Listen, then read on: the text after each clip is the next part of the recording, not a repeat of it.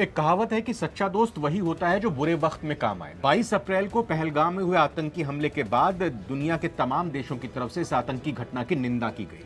लेकिन अब जैसे जैसे वक्त आगे बढ़ रहा है, भारत और पाकिस्तान के बीच तनाव चरम पर पहुंच चुका है। राफेल का ऑर्डर भारत की तरफ से दे दिया गया है, लेकिन इसी बीच महत्वपूर्ण खबर यह निकलकर सामने आ रही है कि 3 देश पाकिस्तान का खुलकर समर्थन कर रहे हैं। उनमें से 2 देशों ने तो हथियारों का जखीरा भी देना, पाकिस्तान को सैन्य मदद देनी शुरू कर दी है।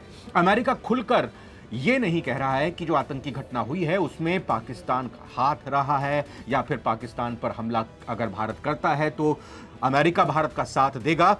क्या सिर्फ इजराइल ही भारत के सच्चे दोस्त के तौर पर आज की तारीख में खड़ा हुआ है? तमाम इन्हीं मुद्दों पर बात करेंगे। मेरे साथ अभिजात शेखर आजाद हमारे साथी सहयोगी जुड़ चुके हैं। बहुत बहुत स्वागत अभिजात आपका। अभिजात ने 3 इसी खबर से संबंधित नवभारतटाइम्स.com पर आर्टिकल लिखे हैं। आपको हेडलाइन बताता हूं, आप डिटेल में इसको देख सकते हैं और चर्चा इसी के इर्द गिर्द हम यहां नवभारत टाइम्स अपने चैनल पर करेंगे। पहली हेडलाइन ये लिखी अभिजात ने कि भारत के 3 दुश्मनों ने मिलाया पाकिस्तान के साथ हाथ, युद्ध की स्थिति में समर्थन देने का ऐलान, इजराइल के अलावा दिल्ली का दोस्त कोई नहीं। दूसरी खबर, भारत की मदद करने को तैयार अमेरिका, लेकिन पाकिस्तान का नाम लेने से क्यों परहेज?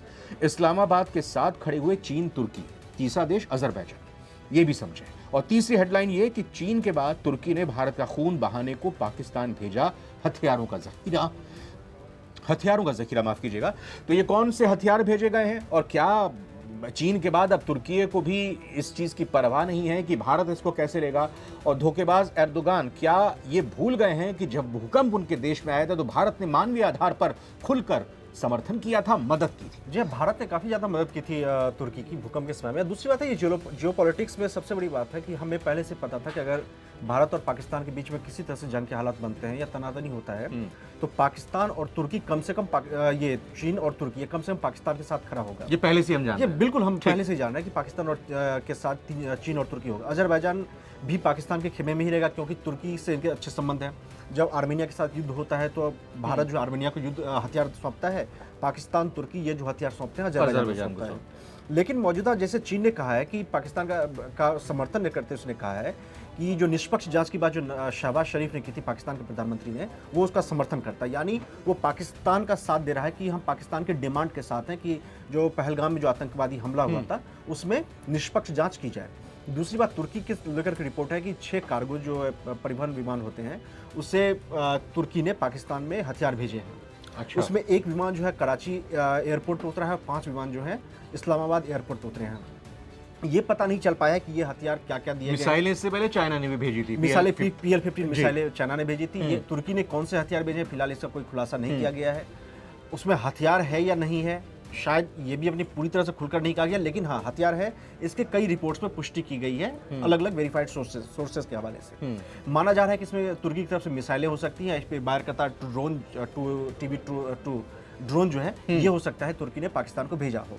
लेकिन देखिए सबसे बड़ी बात यह है ना कि जो अमेरिका जो है, अमेरिका के ट्रंप एडमिनिस्ट्रेशन के कई बड़े अधिकारी जो हैं, जिसमें कि तुलसी गबार्ड हो गई या फिर काश पटेल जो FBI के चीफ है वो हो गए, या फिर अवर सचिव जो है ट्रंप प्रशासन के, उन्होंने भी कहा है कि हम भारत के समर्थन करते हैं। उन्होंने पहलगाम आतंकी हमले पर भारत का समर्थन देने की बात कही है, लेकिन इन तमाम लोगों ने पाकिस्तान का जिक्र नहीं किया है कि अगर भारत और पाकिस्तान के बीच में युद्ध होता है, अगर दोनों देश युद्ध में फंसते हैं तो क्या ये अमेरिका भारत का साथ देने वाला है?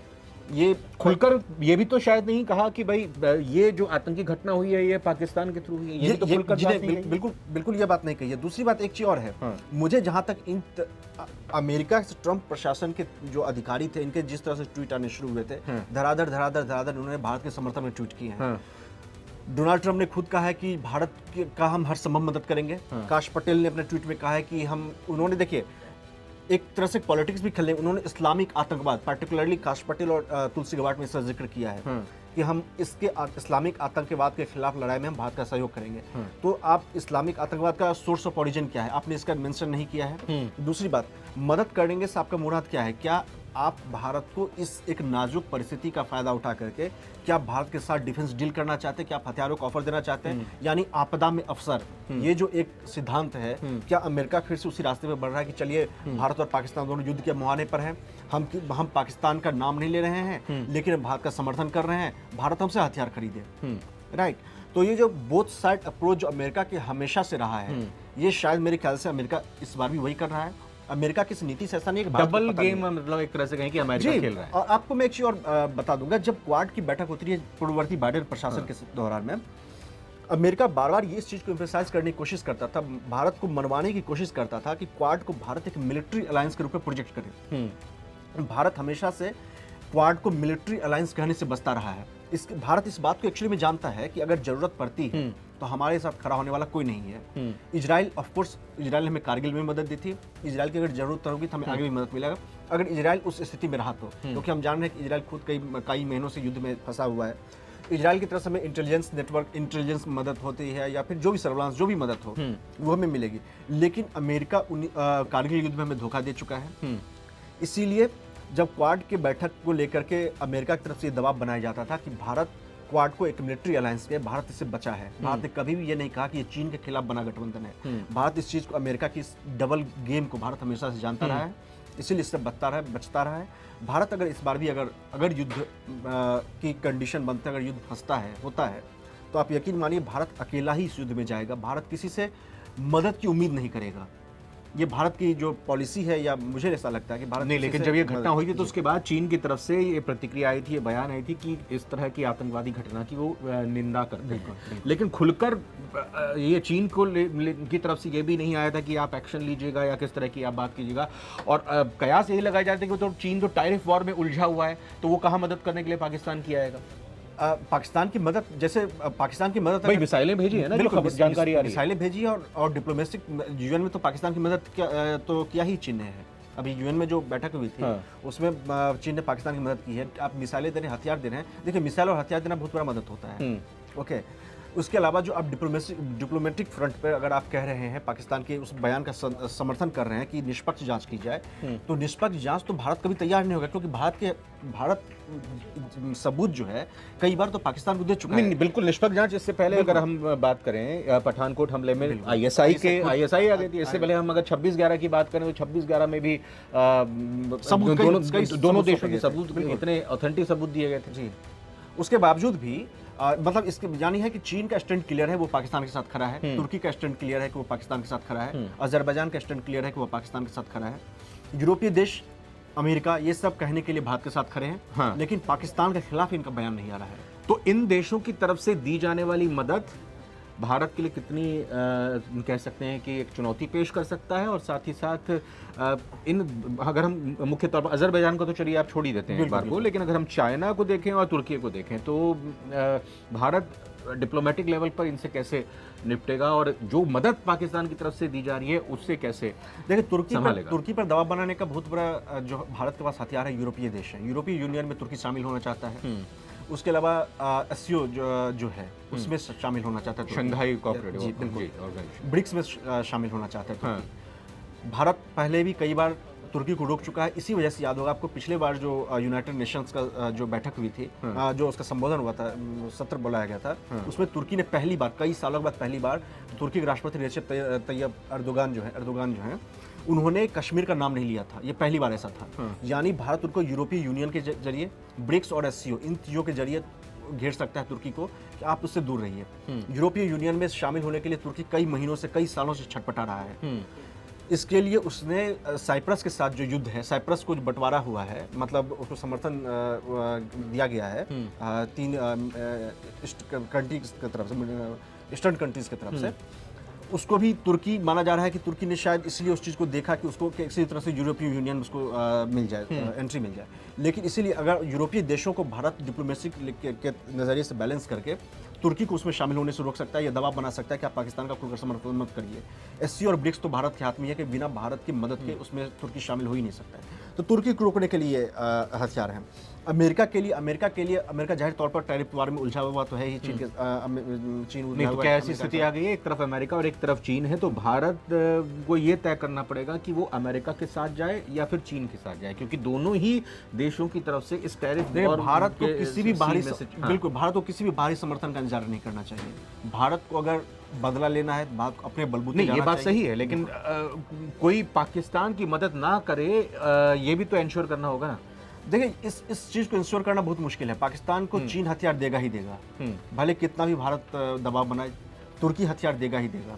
इसका काट यह है कि भारत अमेरिका से हथियार ले, अमेरिका और चीन के बीच में, जैसे याद होगा 1971 में जब अमेरिका ने पाकिस्तान की मदद करने के लिए अपना एयरक्राफ्ट कैरियर भेज दिया था, रूस आ गया उसको था। रूस काउंटर करने के लिए आया था। तो इस बार भी वही स्ट्रेटजी अपनाई जा सकती है कि अमेरिका और चीन दोनों कहे कि आप इस युद्ध लेकिन से ये दूर जो रहिए, अब आज अपने डेवलपमेंट हमने बताया कि भाई F-16 की डील जो है नेवी के लिए कर ली गई है, यानी फ्रांस ने तुरंत राफेल के लिए। हाँ सॉरी राफेल की जो डील कर ली है वो फ्रांस ने तुरंत इस पर सहमति जता दी है, यानी कि एक तरह से कहें कि यूरोप का एक मजबूत देश, बड़ा देश, फ्रांस में भाई अर्थव्यवस्था में जर्मनी के बाद फ्रांस एक ऐसा देश है जिसने भारत का हमेशा समर्थन किया। याद होगा जब भारत ने परमाणु परीक्षण किया था, यूरोपीय देशों ने, अमेरिका ने भारत के ऊपर प्रतिबंध लगाए थे, तब भी फ्रांस ने भारत का समर्थन किया था। राफेल जो मरीन के लिए है, राफेल मरीन खरीदने के लिए भारत और फ्रांस बीच में लंबे समय से बातचीत चल रही थी। पिछले दिनों जो इमैनुअल मैक्रों जो 14 दिवस ये फिर इसमें पिछले साल जब आए थे रिपब्लिक डे पर, उस वक्त भी दोनों देशों के बीच में बात हुई थी। फिर प्रधानमंत्री मोदी जो फ्रांस के राष्ट्रपति से मिले थे अलग अलग प्लेटफॉर्म्स पे, उसमें राफेल मरीन को लेकर के बात हुई थी और ये लंबे समय से बात चल रही थी। लगभग डील डन हो गया था, अब जाकर के अब इसमें एक सौदेबाजी पे दस्तखत नहीं, किया फ्रांस ने एक मैसेजिंग तो दे दी ना, अगर फ्रांस बना भी कर सकता था इस डील को नहीं, साइन करने, लेकिन फ्रांस ने साफ तौर पर कह दिया कि ये डील लंबे समय से इस पे बातचीत चल रही थी। ये अगर अभी साइन किया गया तो हो सकता है ये एक संदेश देने के लिए भी हो, बिल्कुल ओके। और दूसरी तरफ से ये लंबे समय से बातचीत हो सकता है ये तय शेड्यूल के मुताबिक भी हो कि हमें इस तारीख को दोनों देशों के डिप्लोमेट्स आएंगे, उस बीच में हमें साइन करना है। तो ये आज फ्रांस के जो विदेश मंत्री है वो भारत आने वाले थे इसी बीच में, लेकिन पहलगाम में आतंकवादी हमला हुआ है या भारत पाकिस्तान तनाव है या शायद कोई और वजह हो सकती है, उनका आने का शायद प्रोग्राम रद्द हुआ है।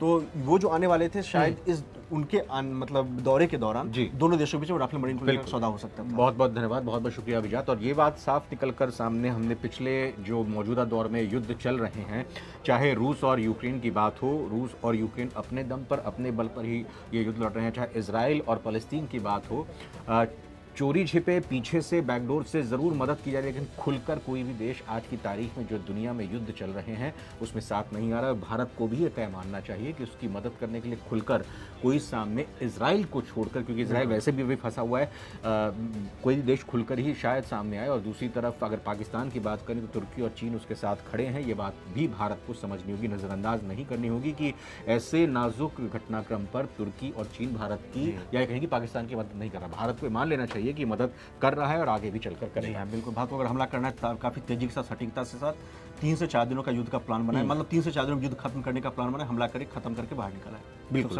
बहुत बहुत शुक्रिया करना चाहेंगे अभिजात आपका, और दर्शकों से भी ये गुजारिश होगी, व्यूअर्स से, कि कैसी वीडियो लगी आपको, इसमें कमेंट करके ज़रूर आप हमको बताइएगा। लाइक कीजिएगा, ज़्यादा से ज़्यादा लोग इस वीडियो को देख पाएंगे, हमारे चैनल को सब्सक्राइब कीजिएगा। फिलहाल बहुत बहुत धन्यवाद, शुक्रिया।